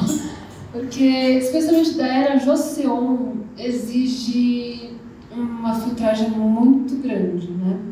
Eu tento, assim, associar com alguns elementos que são mencionados em alguns K-dramas, tipo, por exemplo, eu tô vendo um agora que é o conto da Ciara Wook, que vai estar no próximo semestre no curso, e E eu tentei associando para as informações que eles vão falando qual que é o rei, qual que é o reinado, qual que é o período, né?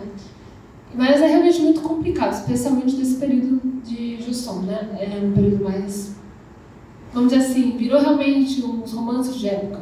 Não estão muito preocupados em falar qual que é o rei, qual que é o período, é mais os costumes. Quanto aos que falam das dinastias anteriores, já é mais fácil dessa filtragem, né?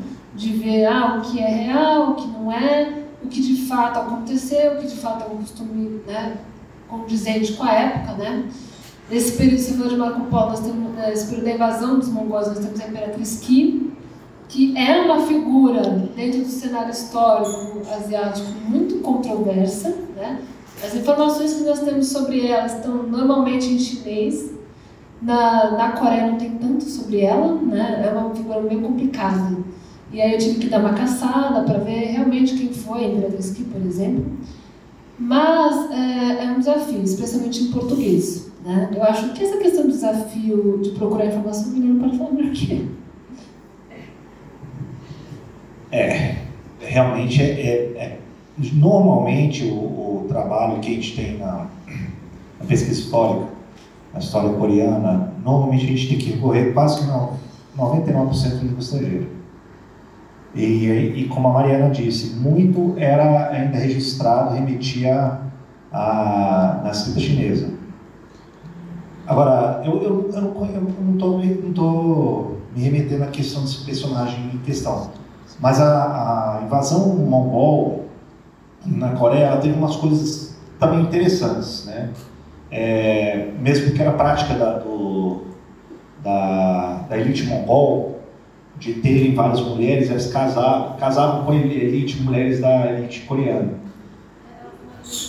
É essa questão, né? E aí já começou a ter uma presença de filhos na elite mongol com a atuação de princesas da elite coreana. É uma coisa bem curiosa que começa a acontecer, né? Não, claramente não é pela benevolência, mas acaba tendo um rescaldo em relação a isso. Olha, eu como historiador, tá? Eu tenho que falar, eu tenho que tomar muito cuidado com esses dramas, tá? Tomar muito cuidado, porque umas vezes tudo bem que pode ter uma narrativa, mas documentação histórica tem que ser. Olha, sim. Depois eu vou te passar esse K-drama, menino, você tem que ver, porque essa pode me dar sua opinião sobre, de fato, né? Mas realmente os K-dramas, eles às vezes se moldam muito pelo interesse do público e deixam faltar a parte histórica. Foi um pouco do que aconteceu com a Rainha Yo, né? Que foi um K-drama mais recente, muito comentado e que se tornou muito apelativo, tornando a imagem da figura, né, da rainha um pouco mal vista mediaticamente, né? Então realmente tem que tomar um pouco de cuidado. No Brasil é desafiador fazer pesquisa sobre a Coreia, sobre a Ásia, né? O Emiliano ele começou ajudando com alguns livros, né? Tem o livro História da Ásia, que aborda não apenas a Coreia, mas a Ásia no geral. E agora a gente está com esse, que é sobre a história da Coreia. E dá uma boa ajudada para entender e para saber o que é real e o que é ficção. Mas que devemos ter um pouco de cuidado mesmo, né? Só fazer uma recomendação, eu estou lembrando aqui, tem um filme, o cinema coreano tem uns clássicos que geralmente é esquecido. Tem um que eu boto no meu livro, é Arirang, é um clássico, eu acho que todo mundo deveria assistir, que aborda a questão da brutalidade da exploração japonesa, né? E tem outros que são, mas o Arirang ele é muito cultuado pelo cinema coreano, é considerado um clássico, acho que é de 26, depois foi refilmado várias vezes. Por que você escolheu Coreia?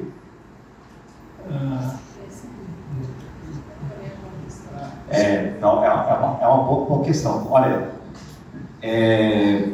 que na verdade eu fui começando a escrever, a gente sempre fala o seguinte, a gente só aprende a escrever, tá? E olha, a gente apanha muito no início, tá?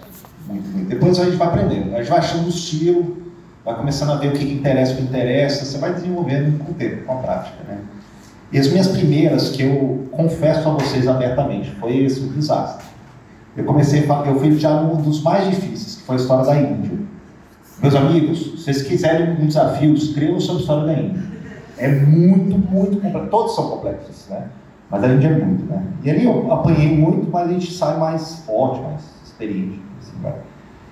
Depois eu comecei a explorar outras áreas. Eu comecei a perceber que tinha demanda dos alunos. Do Japão era um que era muito evidente. Né? Então eu comecei a entrar para a parte do Japão, escrevi um livro pequenininho.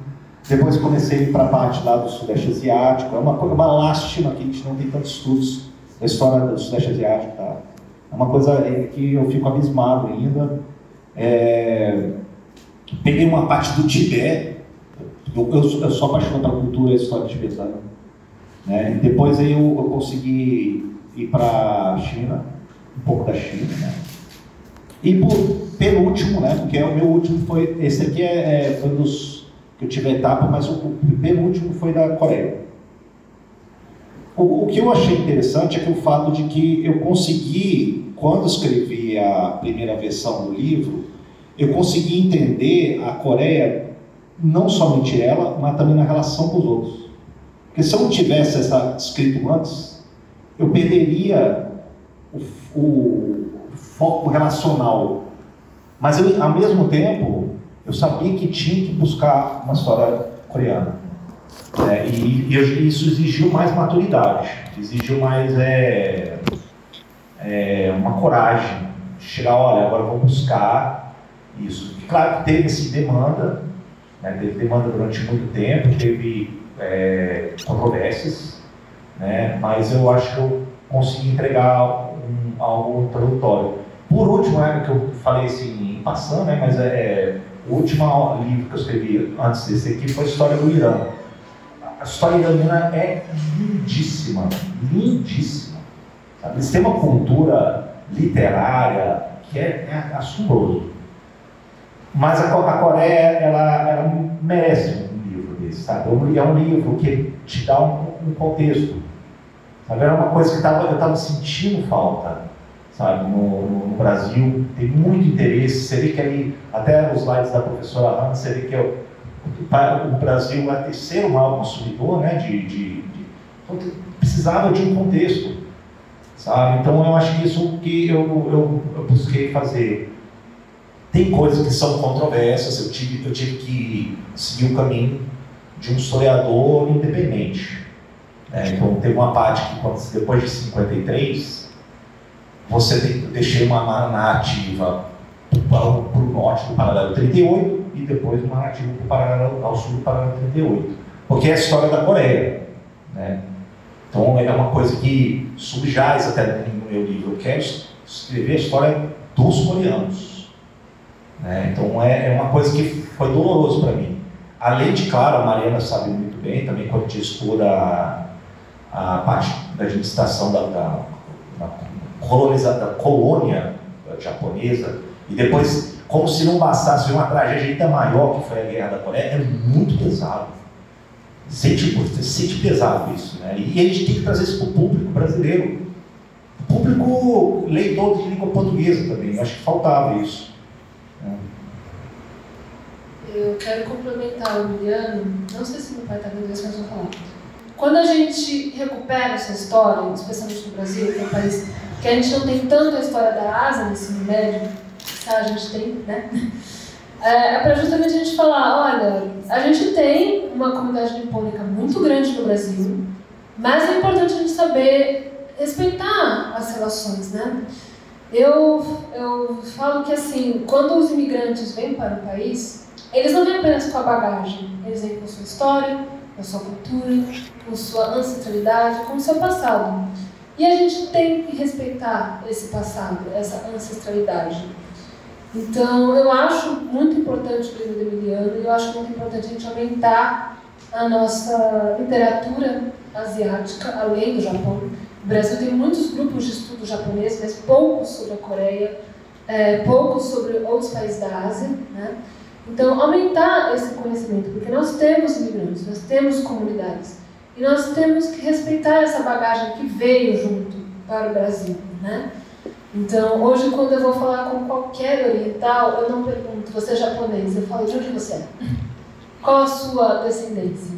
É mais respeitoso. E você já começa a descobrir a história daquela pessoa, e você dá essa abertura sem já remoer, talvez, feridas antigas, né? E eu acho que a gente tem que realmente saber, o Brasil foi definido como o país mais miscigenado do mundo. Isso não é uma coisa vencível, um privilégio. Nós temos muitas culturas e nós podemos aprender com todas elas. É só a gente estar disponível para realmente aprofundar esses estudos e realmente ouvir a história e a cultura de outros países, inclusive a Coreia. Acho que agora encerramos. Então, quero agradecer a todos.